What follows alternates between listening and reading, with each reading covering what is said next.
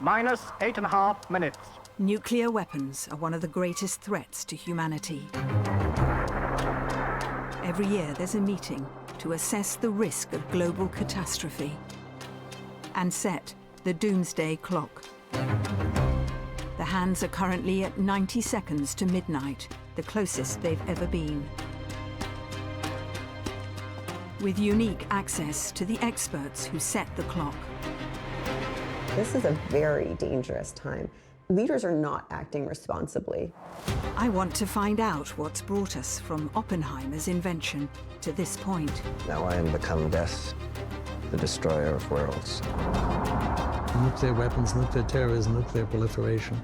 Right now, it's just going in the wrong direction. I'm ordering the strategic nuclear forces on special alert. In Britain, our own weapons are on high alert. There's always one out there at 15 minutes notice to fire. Somewhere out there. Somewhere out there.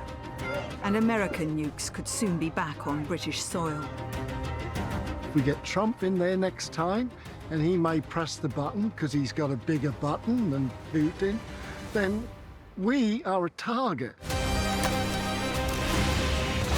The question is, where will the doomsday clock be set for 2024?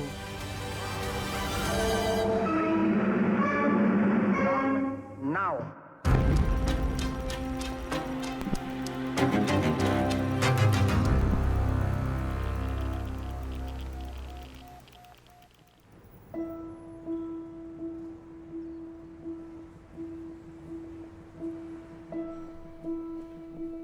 This is one unseasonally bleak scene which has profoundly moved many people during 1982.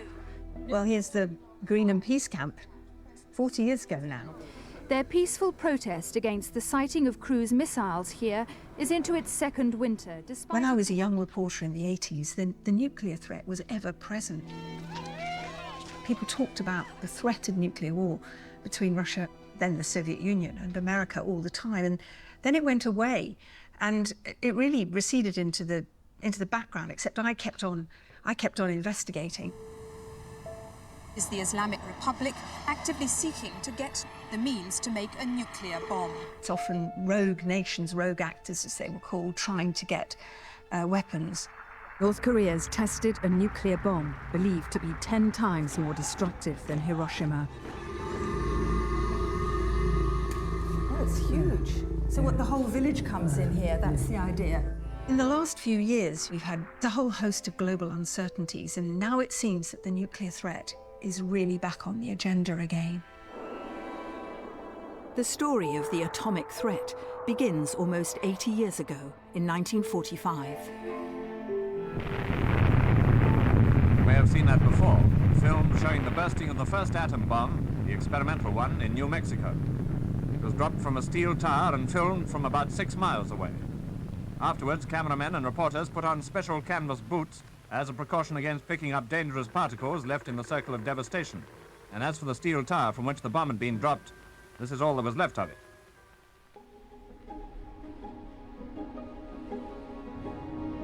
I've come to New Mexico, in America. It's all pretty barren and empty out here. I can see why it would be an area to test weapons. The small town of Los Alamos was the birthplace of the atomic bomb.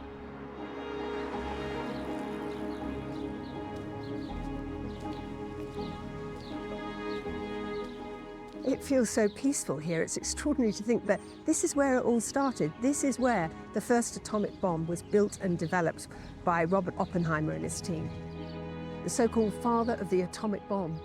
Well, we had a moment where it looked like the chain reaction from an atomic device might never stop. Are we saying there's a chance that when we push that button, we destroy the world? Chances are near zero.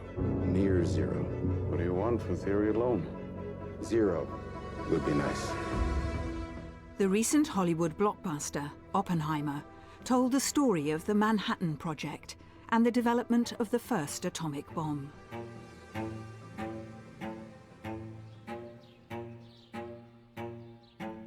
this modest little log cabin right on the end is the house where Oppenheimer himself lived during those months that he was working on the Manhattan Project. I've been given privileged access to the house by curator Sherry Trottier. This is the room why the Oppenheimers chose this house. So have you had more interest in Oppenheimer in the house since the movie came out? Definitely. As people, as you saw, peeking through the windows, there's a great curiosity about where did this man live. This was Oppenheimer's study. Look, typewriter. Yes. Yeah, opened by the censor as well, because it was also secret. Yes, everybody's mail coming and going was censored. So Oppenheimer would have meetings in here with other scientists. This would be a room in which a huge amount went on. People were invited here for dinner, and Oppie served his very strong martinis. There are stories where people literally had a very interesting time trying to leave and walk upright.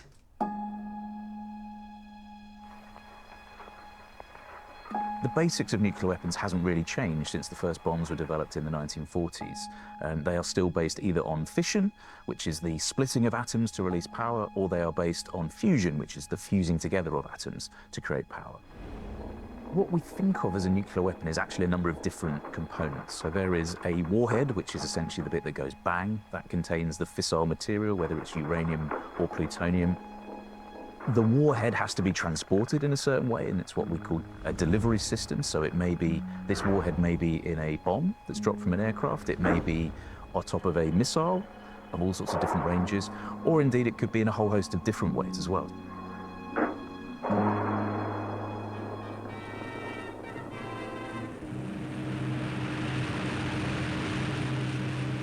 That's the atomic bomb exploding at Nagasaki. All of you who see this picture can judge for yourselves the extent of the menace to civilization of this new weapon. In 1945, the United States dropped their new weapon on the Japanese cities of Hiroshima and Nagasaki. Hundreds of thousands were killed. It changed the face of warfare.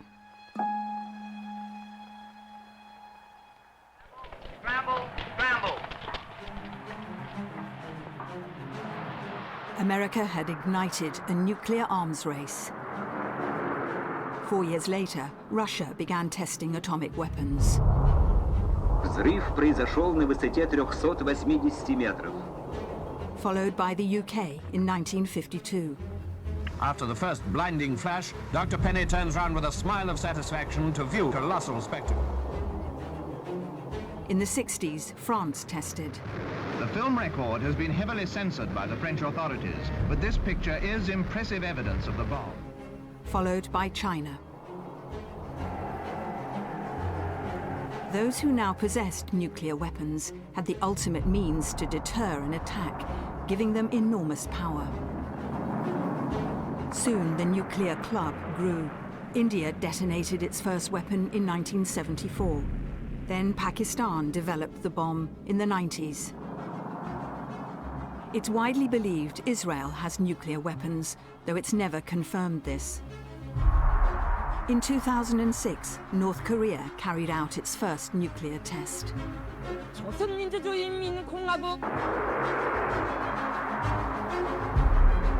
The story of nuclear warhead proliferation is numbers went up exponentially. The total number of warheads that have been built is probably well over 100,000. But what we've seen over the last 3 decades is a gradual slowing down, a gradual reduction. However, there are probably in the region of 13,000 nuclear weapons in the world today, in the 8-9 states, most of these in the US and Russia. The 2 bombs that were dropped in August 1945 killed somewhere in the realm of 200,000 people. Most modern nuclear weapons today are more powerful, have more explosive yield. In the UK case, probably somewhere in the region of 6 to 7 times as powerful. And many of the other states have warheads that are more powerful still. So even just a handful of those could probably destroy the UK.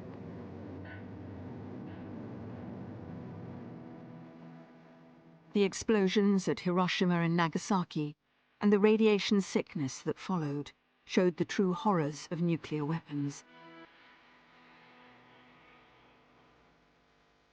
Oppenheimer was haunted by his creation. We knew the world would not be the same. I remembered the line from the Hindu scripture, the Bhagavad Gita. Now I am become death, the destroyer of worlds. I suppose we all thought that one way or another. The Manhattan Project scientists who created the bomb felt compelled to warn the public.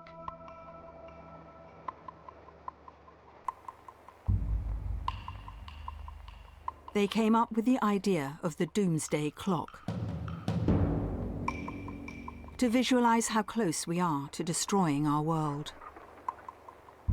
The mushroom was becoming an acceptable fungus in man's garden. A group of scientists tried to waken the general public from this apathy and founded a periodical in which they tried to explain the social and political consequences of atomic power. Its cover design became a clock approaching midnight. As the time for atomic scientists and the world ran out, its hands neared the end of time. When it was first set in 1947, the hands stood at 7 minutes to midnight. They've moved 25 times back and forth since then. In the 1990s, to the furthest point, 17 minutes away, when the Soviet Union broke up. By 2017, with Putin and Trump in power, and North Korea's Kim Jong-un, the hands went forward again to 2.5 minutes.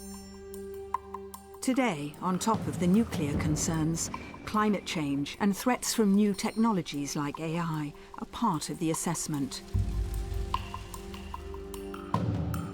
In 2023, the hands moved the closest they'd ever been to midnight, just 90 seconds away.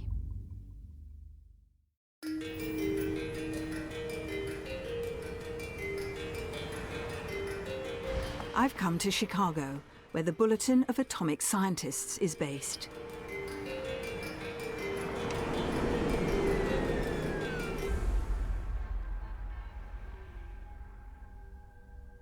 In this room, scientists and experts will meet to deliberate where to set the clock for 2024. North Korea has threatened to detonate a hydrogen bomb over the Pacific. President Putin has ordered Russia's strategic nuclear forces to be placed on The high president alert. warning the risk of nuclear Armageddon has not been this high since the Cuban Missile Crisis.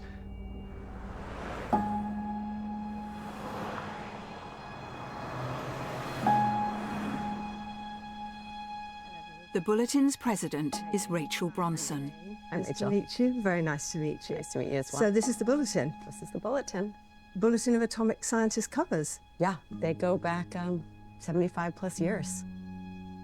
This is the original Doomsday. So that was the very first iteration of the clock. That's it, right there. It was created by an artist, and it's a metaphor about how close we are to destroying humanity with our own technologies, with our own making. This was the late 40s, countdowns, clocks, rockets, missiles. This was very a much dangerous time. Yeah, and they saw the potential of a global arms race. They really believed that if you could educate the public would put pressure on leaders, and leaders would have to keep us safe. Why did you make the decision in 2023 to move that clock to 90 seconds to midnight? It was largely around the Russian invasion of Ukraine, which our Science and Security Board deemed as one of the most dangerous times in history. Why? First of all, the US and Russia control 90% of the nuclear weapons on this planet. Now, a nuclear power state using nuclear weapons as a tactic, as a terrorism, psychological terrorism, but also potentially as a tactic, they were threatening to use nuclear weapons. You're talking President Putin, Russia. That's right. And so that was the first time in a very long time that we could remember such threats and them being bandied about so casually. And so it was a very, very scary time. And the likelihood of misperceptions and accidents were so high that largely for that reason, they move the hands of the doomsday clock closer to midnight. Whoa! The Russian invasion of Ukraine was a war President Putin expected to win quickly. That didn't happen. Ukraine fought back with weapons supplied by Britain and other NATO allies. Just days into the conflict, President Putin made a threat that shocked the world.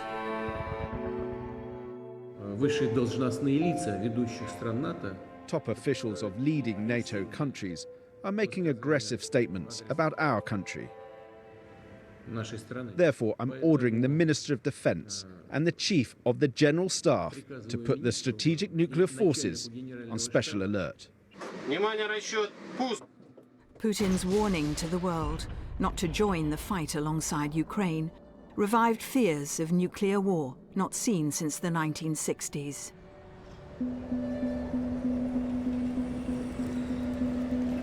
I've come to Geneva in Switzerland, a city associated for many decades with efforts to bring peace, and now home to one of the main United Nations offices. Pavel Podvig is a Russian expert on weapons of mass destruction and Russia's nuclear forces. Nice to meet you. Thank you. For a decade, he was involved in setting the doomsday clock. The Russian president made it very clear that nuclear weapons are on the table. He said very specifically that if someone would intervene, then they will see the consequences they've never seen in their lives, which was a direct reference to nuclear weapons. How shocked were you that President Putin would say that at that time? That was pretty shocking, I would say. At that point, we didn't know what that would look like. I wouldn't say we've never seen before, because if we go back to like 62 and the Cuban crisis, we may have seen things of that order of magnitude. But imagine this happening in the 21st century, that was definitely a shock.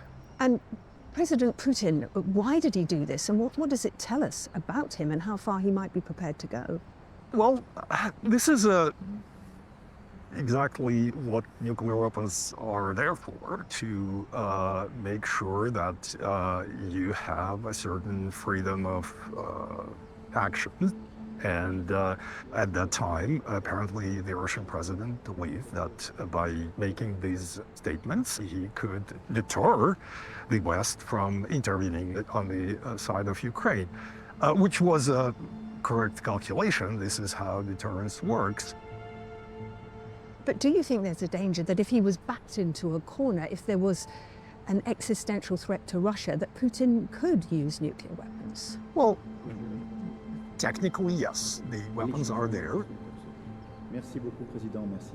So the only way Russia can use nuclear weapons in this conflict is to use it in what I would call a strategic sense, or in Hiroshima and Nagasaki sense, to shock the opponent into surrender, Ukraine in this case. The reaction of the international community to just the idea of nuclear threats was very strongly, very negative. People didn't like it, and they did force Russia to lower the rhetoric, and it was clear that bringing nuclear weapons again, even as a threat, will definitely not bring Russia any friends. This isn't the first time the world has held its breath over the prospect of nuclear war between Russia and America. A sea of planes that on a moment's notice can be in the air to avenge any communist strike. In 1962, Russian missiles in Cuba raised tensions to boiling point. It shall be the policy of this nation to regard any nuclear missile launched from Cuba against any nation in the Western Hemisphere as an attack by the Soviet Union on the United States. At the 11th hour, the crisis was averted. But that close call sparked the need for better global cooperation on nuclear weapons. London, representatives of 3 nations sign an agreement to halt the spread of nuclear weapons, taking out an insurance policy, so to speak, against a worldwide nuclear holocaust.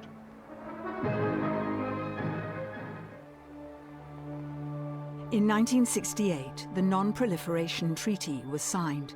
It's still in force today. It was meant to restrict the nuclear weapons club to just 5: the US, Russia, Britain, France and China. Other countries agreed to only develop civilian programs like nuclear power plants. Under the NPT, most countries agree not to develop or seek nuclear weapons, and they accept safeguards by the International Atomic Energy Agency to verify that all of their nuclear activities are strictly peaceful, that no nuclear facilities or nuclear materials are being used for weapons purposes. It basically provides stability in the international system, in the global nuclear order. The treaty limited the number of countries that developed nuclear weapons. But the 70s and early 80s saw a massive arms race between the 2 major players, America and Russia. During the Cold War, they ramped up the number of nuclear warheads to over 70,000 between them. The fear was they could set off an all-out nuclear war with devastating consequences. The enemy realizes that an attack on the United States would likely mean committing national suicide. Nobody wins in nuclear war because both sides are sure to suffer terrible damage. During the Cold War years, we were constantly at loggerheads. We had a lot going on to try to get our hands around the threat of nuclear weapons and the threat of nuclear holocaust. Because it is an existential threat to humanity, it was something both the Soviets and we, later the Russians, felt we just had to keep working on. Then the world changed. A new Russian leader, Mikhail Gorbachev, came to power.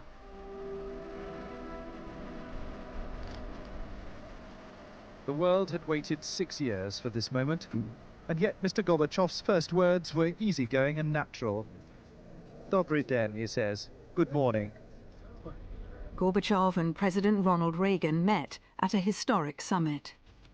Shortly after, the 2 superpowers signed the START Treaty, a commitment to reduce the number of nuclear weapons. The Cold War was over, and a new era of arms control began. That was really an incredibly promising time because the Cold War had ended, and we had this opportunity to rethink the role of nuclear weapons in U.S. policy and to greatly reduce. And nuclear weapons were greatly reduced over that time by a total of about 80%. In 2010, U.S. President Obama signed a second START treaty with Russian President Medvedev to reduce their stockpiles still further. I was responsible for negotiating the new START treaty. It causes us to limit our deployments of nuclear warheads to 1,550 warheads each. Was a bit of a golden moment, I would say, in the U.S.-Russian relationship, and we were lucky to be able to get the new START treaty negotiated during that period. Medvedev was president, but the real power in the Kremlin was the then Prime Minister, Vladimir Putin. I know for a fact that behind the scenes, Vladimir Putin was trying to throw a wrench in the works. It was, I think, difficult sometimes to get things across the finish line in Moscow. But in that way, it was a typical arms control negotiation, each side pushing for its own national interests. We got it finished, and it did enter into force.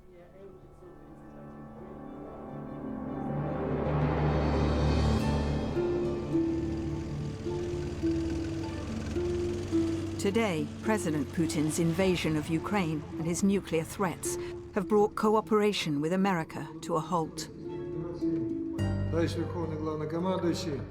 Military chiefs told Russia's leader the task of delivering a massive nuclear strike by strategic offensive forces had been rehearsed. The New START treaty runs out in 2026. At present, there are no negotiations to extend it. That could spell the end of over 30 years of agreement between the two major nuclear players on limiting their weapons.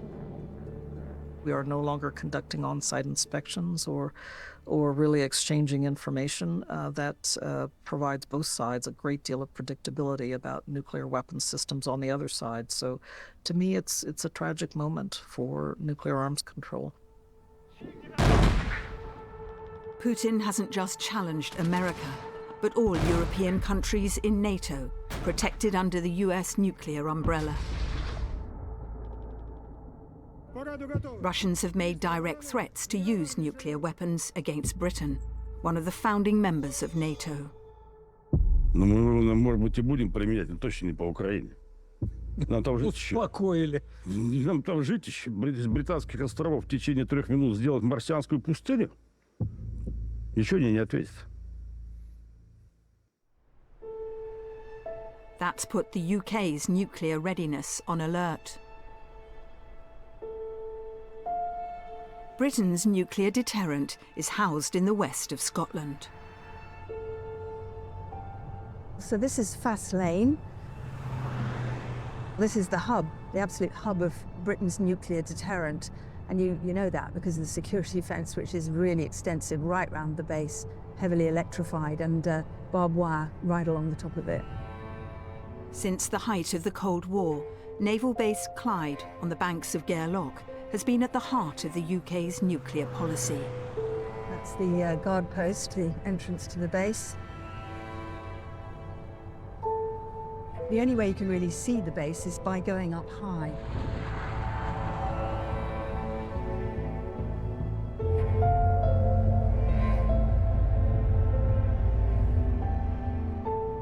You can look down here and see the pens, the submarine pens down below me. I can see that there is one of the submarines on base in the dock right now. Since the mid-1990s, the UK has relied on just one means of delivery for its nuclear weapons: continuous at-sea deterrent. These are warheads placed on top of Trident ballistic missiles, which are housed inside Vanguard submarines. The UK is unique in relying on just this one particular system.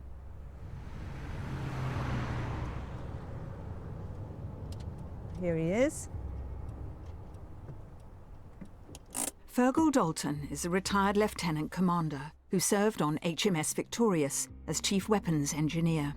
Hello. Morning, Jane.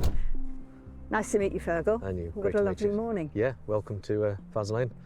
Shall we go and have a look? Yeah. That's the ship lift, that big building you're seeing there. We can take submarines out of the water, do engineering work. Further along to the right is all the engineering support. Nuclear submarines are very complicated systems within systems. So how does Britain's nuclear deterrent actually work? Well, there's 4 submarines, 4 Vanguard-class submarines, and one of them is always deployed. One's ready to take over, one's doing maintenance, one's maybe in refit. But there's always one out there at 15 minutes notice to fire. Somewhere out there. Somewhere out there.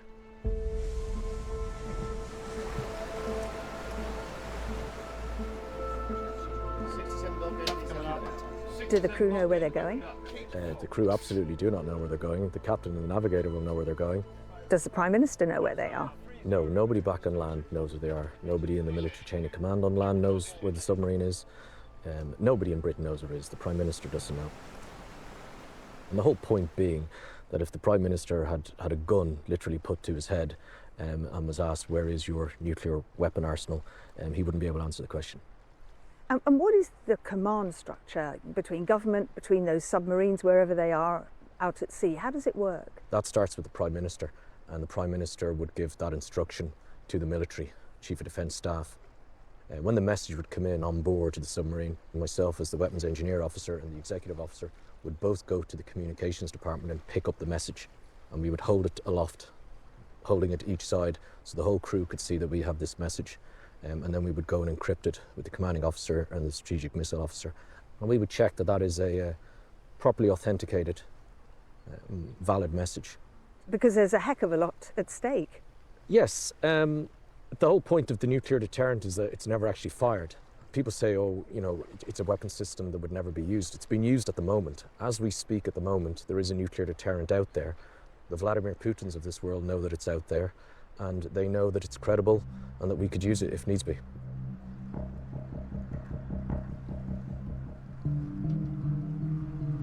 If the government was taken out by a nuclear strike, how would the submarine, the commander, the crew know what to do, where to go, who to target? If we determine that there is no British government left, there is the letter of last resort, which is a letter from the Prime Minister to the commanding officer. And where is that letter? That letter is in the authentication safe in the control room of the submarine. Every time there's a new Prime Minister, one of the first things he or she does is sit down and writes that letter to the commanding officer of the nuclear deterrent. Fergal is one of a handful of people who have fired a Trident missile with a dummy warhead from one of the subs.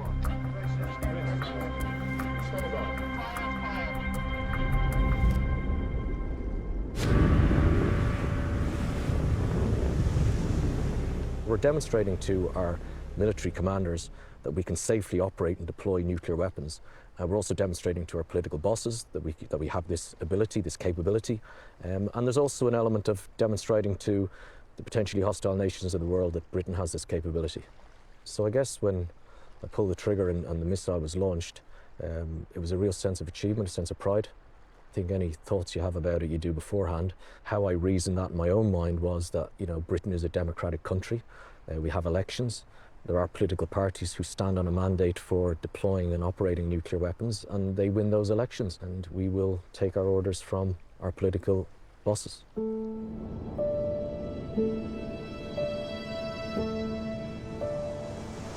The Vanguard-class submarine, launched in 1993, was supposed to have a lifespan of 25 years. The oldest is now entering its 31st year of operation.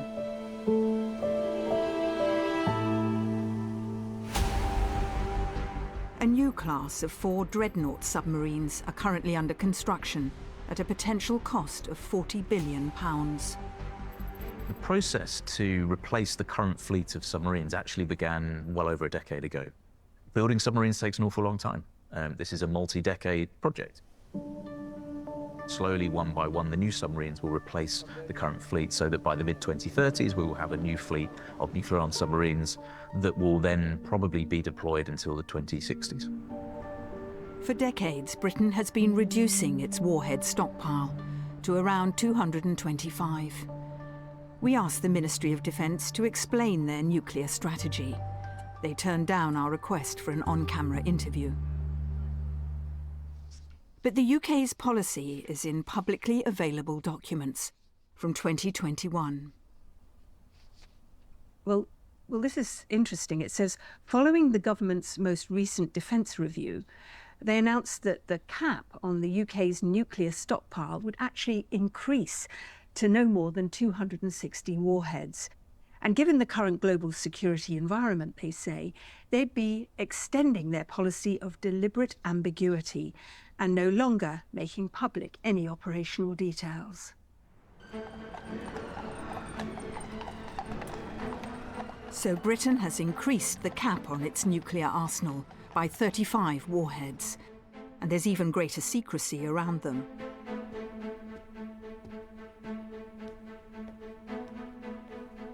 Sir Lawrence Freedman is a professor of war studies at King's College London. Good to see you. Let's sit down. Why do you think the UK government has recently become less transparent about the nuclear stockpile? I think because when they did discuss it in 21, I think they felt it was overinterpreted. People were making more of it than it deserved.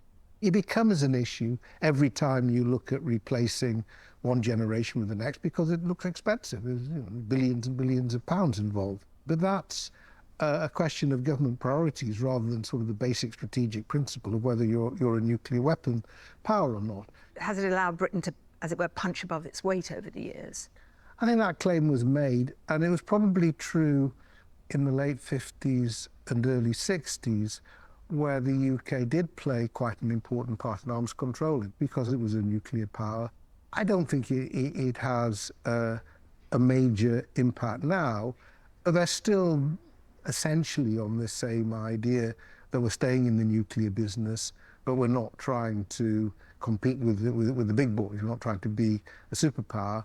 We just want to make sure that we have a credible deterrent, as we've been through with the war in Ukraine, where Russians quite regularly make threats to the United Kingdom. It's a degree of reassurance to be able to say, have you forgotten something? That you may wish to do all these terrible things to us, but we could do terrible things back in return. Is there an argument that what happened with Putin's threats over Ukraine, which was essentially outrage across the world, has put them out of bounds? The whole morality of nuclear weapons has been shown up to be a real problem for states. The problem is that nuclear deterrence worked for Putin. I don't think he thinks nuclear deterrence has been a failure for him, whatever the moral outrage caused by his invasion of Ukraine, because the Biden administration and other NATO governments said, we understand that if we get directly involved, fighting side by side with the Ukrainians, that risks a nuclear war. And they didn't. And they made that clear right at the start. The lesson of Ukraine is that deterrence can work. The British government is not alone in seeing the value of increasing their nuclear deterrent programme.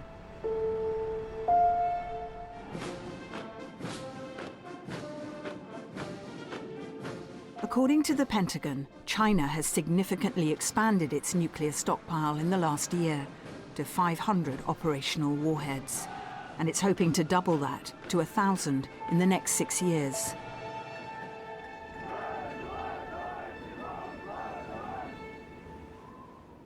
In Russia, President Putin has recently revealed there will be 2 new nuclear submarines added to the Russian fleet.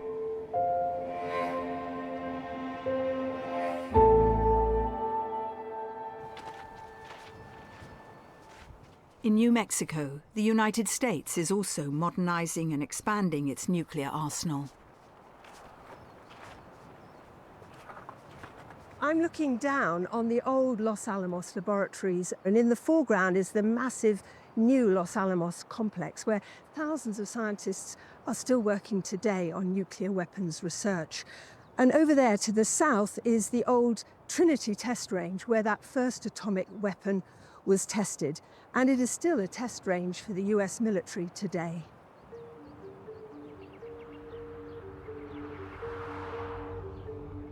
Los Alamos is still one of the jewels in the crown of the US nuclear program, building on the history of Oppenheimer and his team. The labs here design and develop the main element, the explosive nuclear warhead.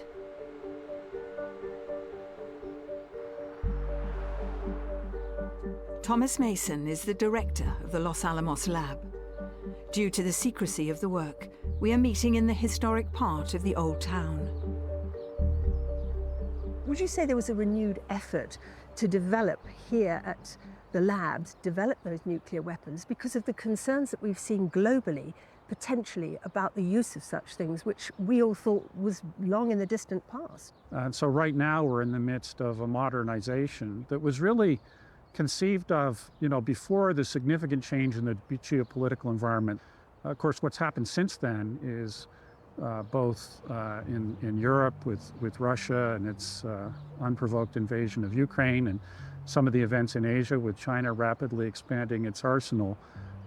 There is now a different geopolitical environment. We're now, for the first time since the 80s, having to look at a new set of military requirements driven by the actions in other countries. And in fact, we've started work here on the W93, which will be the first new warhead introduced into the stockpile since the 80s. The Russians and the Chinese might look at what's happening here in the States, more money being spent on developing these kind of weapons, and say, well, this is ramping it all up. Why wouldn't we do the same? Well, in fact, they have been. For decades, the U.S. policy was to not do anything towards developing new weapons, to not do anything that might be seen as provocative. And as it turned out, well, we sort of pursued that policy of not developing new systems.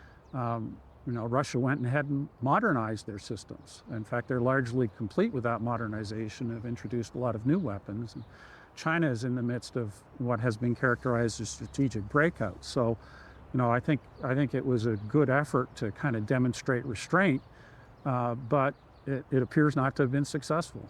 It's a balance, isn't it? You've got to strike between modernizing, moving ahead, having that arsenal, and not causing the problem, not inflaming the situation. I think that balance, that challenge of the balance, has been with us since 1945, and it's with us today, and I think it's going to be with us for quite some time into the future.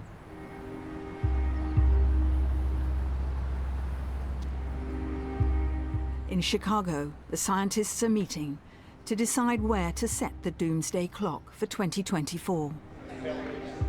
The war in Ukraine is entering its third year. There's new conflict in the Middle East, and many nuclear arsenals around the world are growing. Their discussions may well be some of the most difficult since the clock started ticking. The doomsday clock discussions are some of the most interesting that I participate in. There's really a full exchange of views. At various times, I've been on both sides of this, arguing there's reasons for optimism and hope. I've also, at other times, pointed out how the risks have increased significantly. I think when we come into the room, it's a heavy feeling. It's a sobering feeling. There's a lot of responsibility. We know a lot of people are going to pay a lot of attention to what we say. As always, we know there'll be a lot of criticism, but that it will be used by leaders at the highest of levels and by kids writing book reports. Everybody uses the clock. What's the general feeling amongst the board as to where we're at now? This is a very dangerous time. We have moved from a period where nuclear weapons were considered unusable and a nuclear war unwinnable. We're seeming to move into a period of time where we're not so sure every major country, UK included, is investing in their nuclear arsenal. But nevertheless, no nuclear weapon has been used for 70, 80 years. People would say, isn't this scaremongering? There's no way we're moving towards that again. And they'd be wrong. People would be wrong to say there's no way we're moving towards that again. In fact, when you look at operational plans from the Russians, they militarily practice as if nuclear weapons are usable.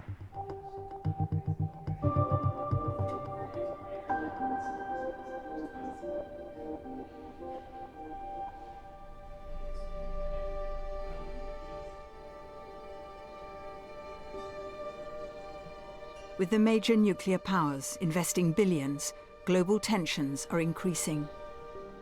So newer players could see these weapons as the ultimate guarantee of preserving their status, even their very existence.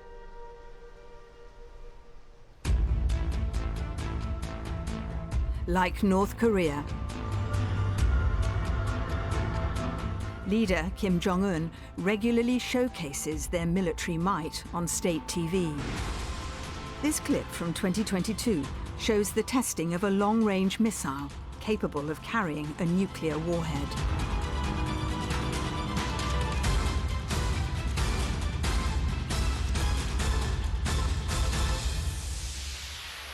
So far, the immediate threat is to their neighbors, South Korea and Japan. But Kim Jong-un's also made a big show with his recent test of a missile capable of hitting America.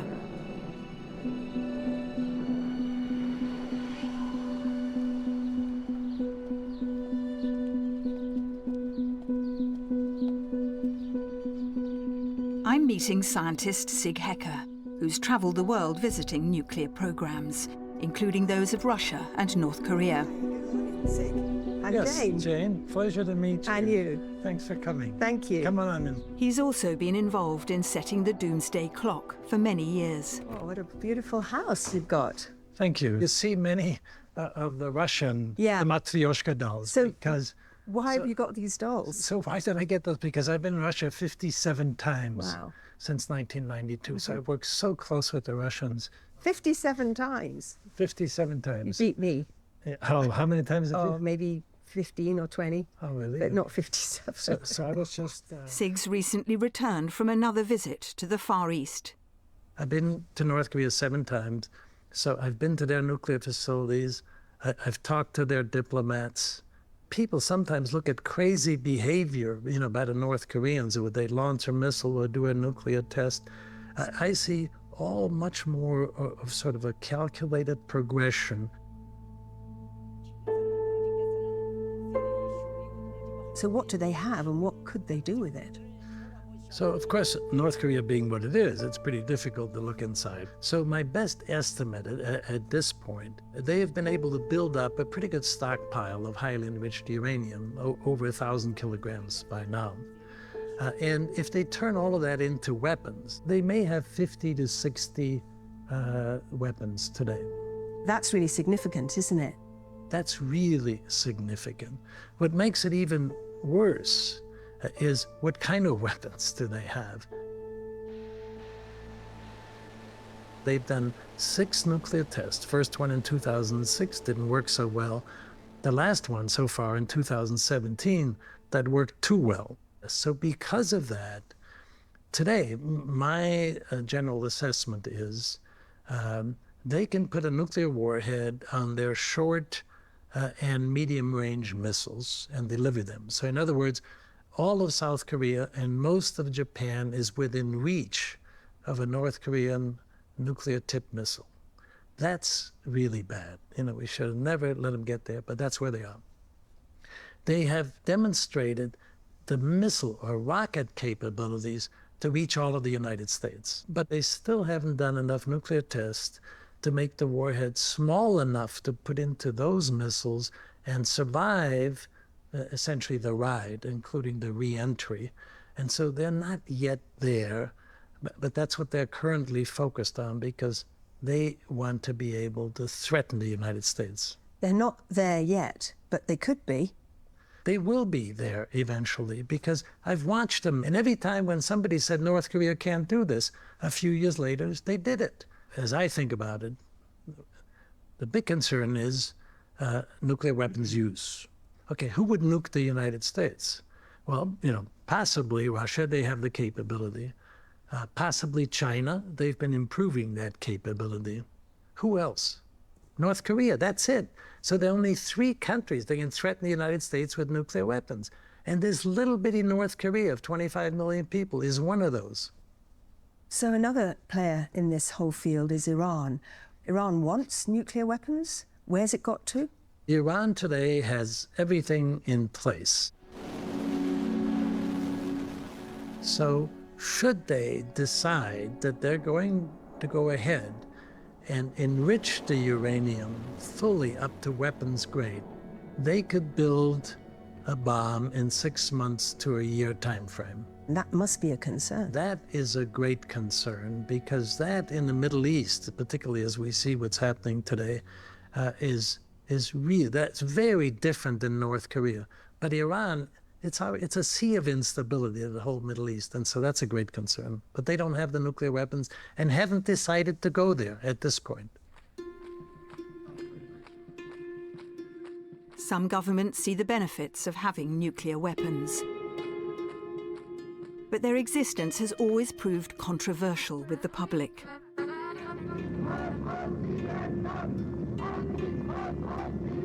Since the birth of the atomic bomb, there's been protest.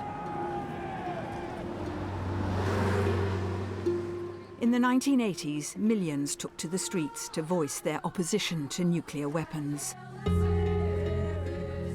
In Britain, it's not just been protest against our own warheads, but against having American ones based here too.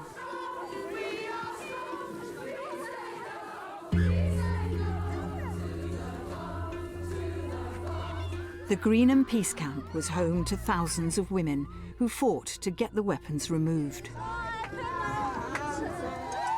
The women protesters were doing their best to tear down the airfield's perimeter fence with their bare hands. we get together, we can actually force the government to turn back the decision that NATO made on sighting cruise missiles in Europe. After a long battle, they succeeded. Since 2008, there have been no American nuclear weapons in the UK. But that may be coming to an end.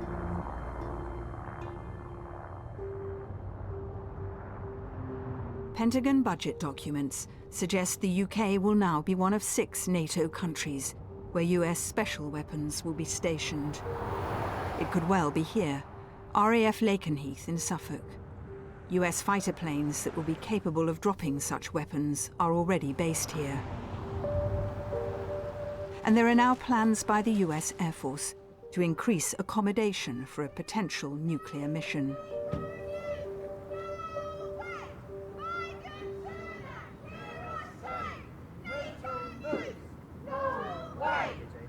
It's small scale so far, but there's protest here by the Campaign for Nuclear Disarmament.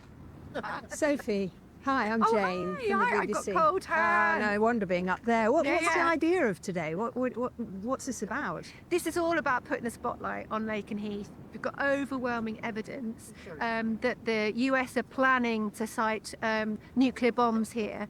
The government will neither confirm nor deny, but it's absolutely clear. And we know that we've got public opinion on our side. You know, nearly 60% of the population do not want to have US nuclear bombs sited in Britain. This base is surrounded by secrecy. They don't want people to know what's going on, because people do know. They're up in arms about it.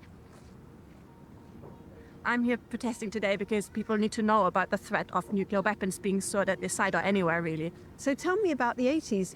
Were you at Greenham Common? We were part of a women-only demonstration, and we came from all over the country. Women who were just desperate to get rid of these terrible weapons that were going to be put on our soil. That's why I can't believe we're doing this again.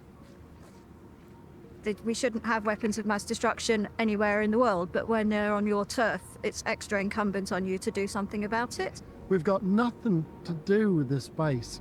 It's totally under United States control. If we get Trump in there next time, and he may press the button because he's got a bigger button than Putin, then we are a target. The British government and the American government would say we need this because Putin has threatened to use nuclear weapons in the context of the invasion of Ukraine. The idea that everybody has to nuke up, it's false. It's not working. Do you know what I mean? If you look at it, like, nuclear weapons haven't kept the peace. We're now in this very, very dangerous situation where, you know, the doomsday clock, the atomic scientists who put that together, they're now saying the world is in a far more dangerous situation precisely because of what's happening in Ukraine. So we feel that, like, just adding more nuclear bombs to that situation is not going to make it safer. So that's why we're going to continue protesting here, because we don't want these nuclear weapons coming here. We want to encourage our government to say, no, we're not going to accept them.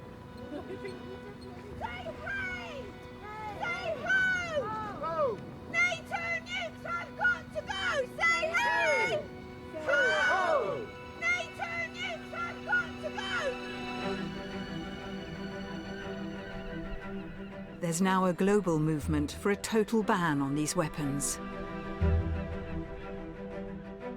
The International Campaign to Abolish Nuclear Weapons has introduced a groundbreaking treaty. In 2017, they won the Nobel Peace Prize. Daniel Högster is the deputy director. Hi there. Hello, I'm Jane. I'm Daniel. Welcome to ICAM. Nice to meet you. Very nice to meet you as well. So we've got a lot of photographs here. We do. Yeah, this is the photos from the historic days in Oslo in 2017 when we were fortunate to receive the Nobel Peace Prize.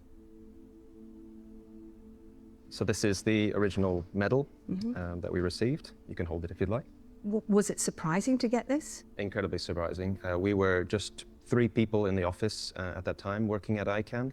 We had no expectation of winning, so when I picked up the phone and answered the call, I thought it was a prank initially. What is the treaty about?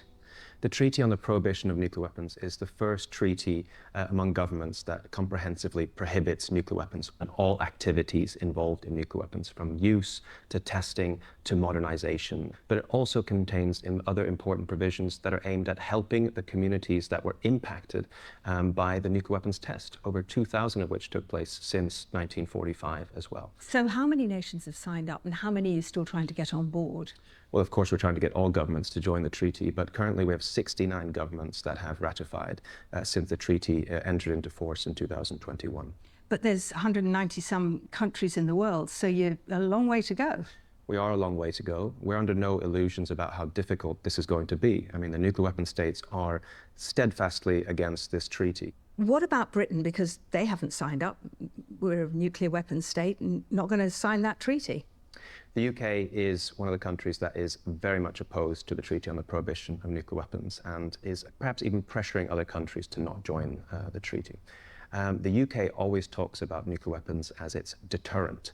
It never refers to them as what they are, which is weapons of mass destruction as well, which put its own citizens at risk. But it's naive, isn't it, to think that weapons states, nuclear weapons states, would sign up to getting rid of them? It's the source of their power.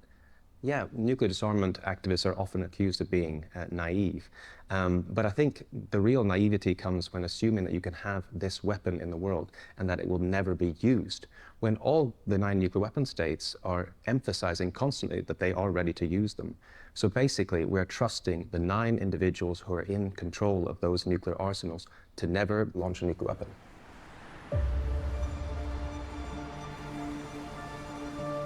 When asked for comment, the Ministry of Defence said, the UK is committed to the long-term goal of a world without nuclear weapons, in line with our obligations under the NPT.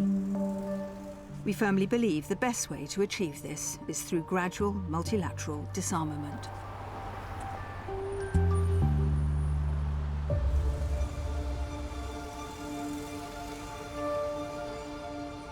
The Bulletin of Atomic Scientists will soon reveal where the hands of the doomsday clock will now be set.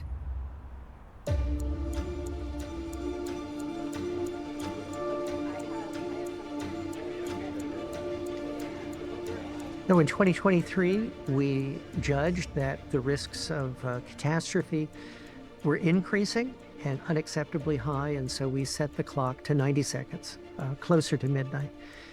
And I would judge that the risks of catastrophe still remain unacceptably high. Nuclear weapons, nuclear terrorism, nuclear proliferation. Right now, it's just going in the wrong direction. I think there is a very good argument for setting it back. We've seen that the opposition to the idea of threatening nuclear weapons is very strong, and it is universal. And I think that must be reflected. The clock is a very powerful instrument to send that message. We are investing across the globe as if the nuclear weapons are usable for a very long time. And these are not the weapons that we need for the 21st century. People are scared. It doesn't feel normal out there. It feels dangerous.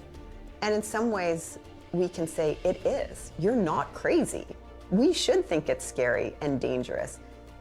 Leaders are not acting responsibly.